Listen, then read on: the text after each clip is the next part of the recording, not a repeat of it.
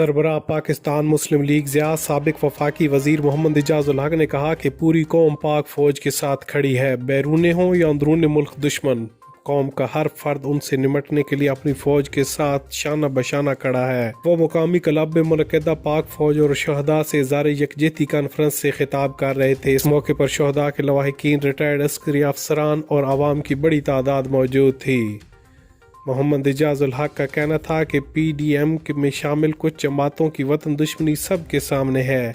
इसमें शामिल वो लोग जो अपनी ही अफवाज को बुरा भला कह रहे हैं, वो दर हकीकत मोदी की ज़बान बोल रहे हैं, जिनको पूरी कौम ने मुस्तरद कर दिया है। आवाम उनके चेहरों को अच्छी तरह जानती है। मौलाना फजलुर रहमान असम्बली में खड़े होकर मारगल्ला की पहाड़ियों पर तालिबान की मौजूदगी पर पाक फ़ौज को ऑपरेशन का कहते रहे, और ये पाक फ़ौज ही थी जिसने इंतहा पसंदी पर अपनी जानों के नजराने देकर काबू पाया। ऐसे लड़ा और ये कह रहा है वहां खड़े होकर उसी महफिल के अंदर कि ये तो ऐसी आर्जी तौर पर एक लाइन खींच दी गई, वरना तो हम और आप एक ही रब को मानते हैं। आप भी आलू शोरा खाते हो, हम भी आलू शोरा खाते हैं। अगर उस आलू शोरे के लिए होता तो क्या वो जवान जाके अपनी जानों की कुर्बानी दे रहे होते? 2.5 अरब से ज्यादा पैसा यहाँ फेंका गया है कि आपस में फिरका वारियत कराएंगे। उनको पता लगा कि हमने इनको लड़वा दिया, 80,000 लोग शहीद हो गए। वो ऐसे तो नहीं हुए थे, कोई तालिबान नहीं थे, कोई ऐसा नहीं था। वो एक नाम दे दिया गया पाकिस्तानी तालिबान, अफगानिस्तान के तालिबान तो थे ही नहीं। वो 80,000 लोगों को लेफ्टिनेंट जनरल की तस्वीर लगी है, सर्जन जनरल ऑफ पाकिस्तान हाफिज थे कुरान के, शहीद किया गया। 80,000 लोगों को शहीद किया गया। इस कौम ने, इस मुल्क ने, इसकी फौज ने इसको संभाल लिया। वरना तो ये मौलाना फजलुर रहमान साहब मेरे साथ वाली कुर्सी पे खड़े होके फौज को ललकार कर कह रहे थे कि ये दहशतगर्द जो है ये आगे इस पहाड़ी के ऊपर मरगला की, आप लोग कब सोकर उठोगे? जब ये आकर हम पर हमला कर देंगे यहाँ पर। और जब वो फौज उठी और हमारे नौजवान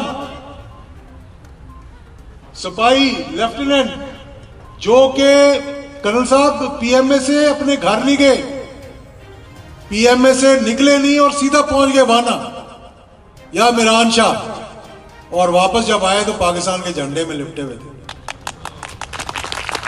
कि एक ऐसा बयानिया बनाकर और एक ऐसे अपनी भड़ास निकालने के लिए और उन लोगों को खड़ा कर लिया जिन्होंने इनको डुबोया पहले, जो कभी पाकिस्तान के थे ही नहीं, ना पाकिस्तान के कभी होंगे, जो असेंबली में भी खड़े होके आईन के खिलाफ, पाकिस्तान के खिलाफ, पाकिस्तान की बुनियादों के खिलाफ बात करते रहे, और आज भी वही गुफ्तगू कर रहे हैं वहां खड़े होकर। कॉन्फ्रेंस से खशनूद अली खान सदर CPNC ने खिताब करते हुए कहा कि पाक फौज मुल्क के दिफा के लिए जाने निछावर कर रही है। इस पर तनकीद बिला जवाज है। इस्तेहकाम में पाकिस्तान कॉन्फ्रेंस से एक अच्छा इकदाम है और यह सिलसिला पूरे पाकिस्तान में फैलाया जाना चाहिए। उन्होंने इजाज़ुल हक को मुखातिब करते हुए कहा कि इस इशू पर बाहर निकले, अवाम उनका साथ देगी, कोई तो क़यादत करे। खशनूद अली खान ने कहा कि मेरे ख़ानदान में हर दूसरा बंदा फौजी है। मेरे गांव के कब्रिस्तान में कई शहदा की कब्रें हैं जिन्होंने वतन पर जान देना फ़ख्र समझा, और अब उनकी औलादें अपने वतन पर मर मिटने को तैयार हैं।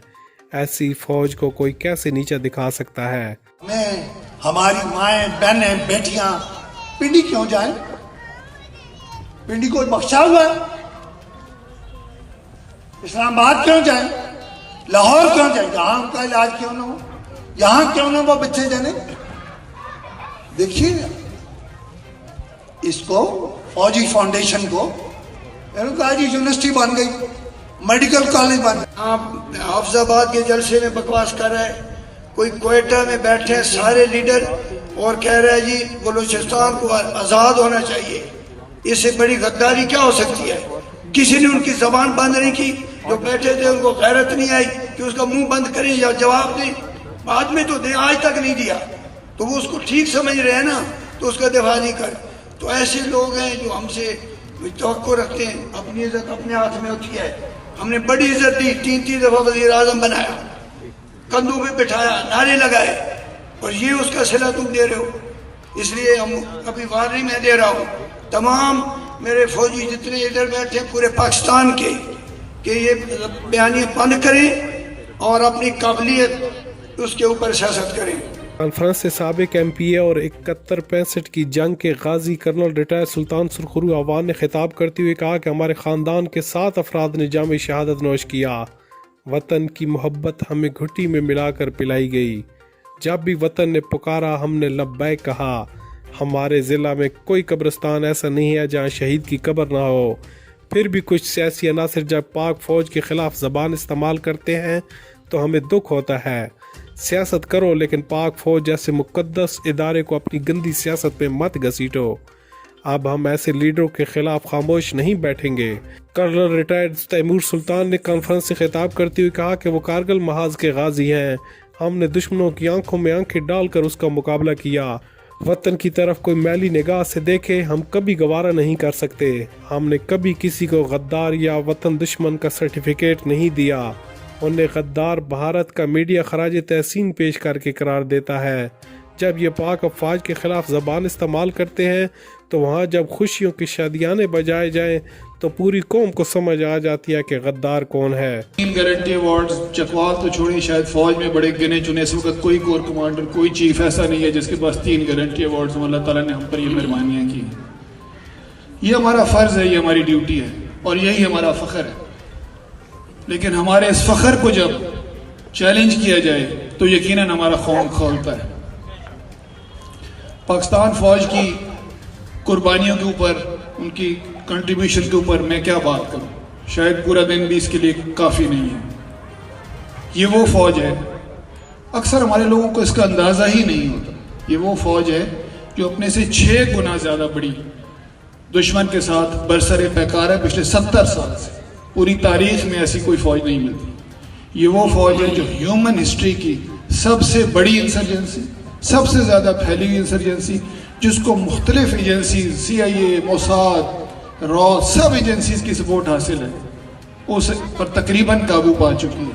ہیومن ہسٹری میں اتنی بڑی انسرجنسی نہیں ہوئی، جو اندرون دشمنوں سے بھی برسر پیکار ہے۔ جو مرکزی سیکرٹری اطلاعات پاکستان مسلم لیگ ضیاء چودھری غلام ربانی نے کانفرنس سے خطاب کرتے ہوئے کہا کہ وطن کو خون دینے والے اصل محسن پاکستان ہیں۔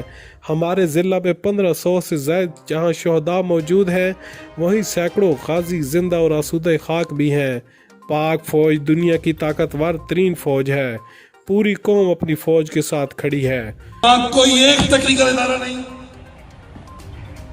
ان شہداء کے بچوں کے لیے، ان کی فیملیز کے لیے یہاں پہ ایک فوجی فاؤنڈیشن بڑا ہاسپٹل جس کو ٹیچنگ ہاسپٹل کہا جائے، اور اس کے ساتھ ایک میڈیکل کالج، اور اس کے ساتھ ایک نرسنگ سکول اور ٹیکنیکل سکول کا اجرا فوری طور پہ کروائیں۔ آپ کی آواز بہت دور تک جاتی ہے، مجھے پتہ ہے جناب۔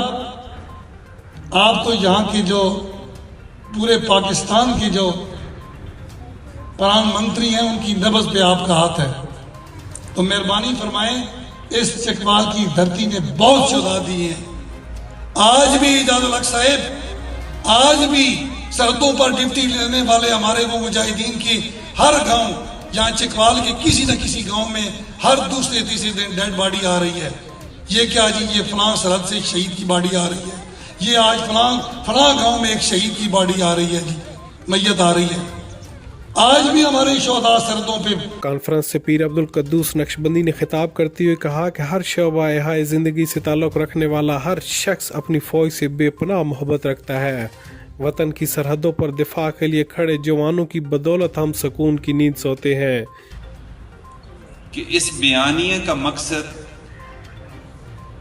پاکستان کے استحکام پر ایک کاری ضرب لگانی ہے۔ ہر چیز کی ایک بائنڈنگ فورس ہوتی ہے جس کی وجہ سے قومیں تشکیل پاتی ہیں، مملکت کا وجود برقرار رہ سکتا ہے۔ پاکستان کی بائنڈنگ فورس 2 چیزیں ہیں۔ پہلی چیز کہ جس بنیاد پر یہ ملک بنا تھا وہ نظریہ پاکستان تھا۔ جب تک ہم اسلام سے وابستہ رہیں گے اس وقت تک انشاءاللہ العزیز یہ ملک قائم دائم رہے گا۔ और दूसरी बाइंडिंग कॉन्फ्रेंस से हाफिज अब्दुल गफूर मिनहास, खालिद एजाज, ख्वाजा बाबर सलीम, मैडम फरीदा यूनुस ने भी खिताब किया। इस मौके पर जुगी स्कूल के बच्चों ने मुख्तलिफ टैबलो पेश करके पाक फौज के साथ अपनी वल्हाना मोहब्बत का इजहार किया।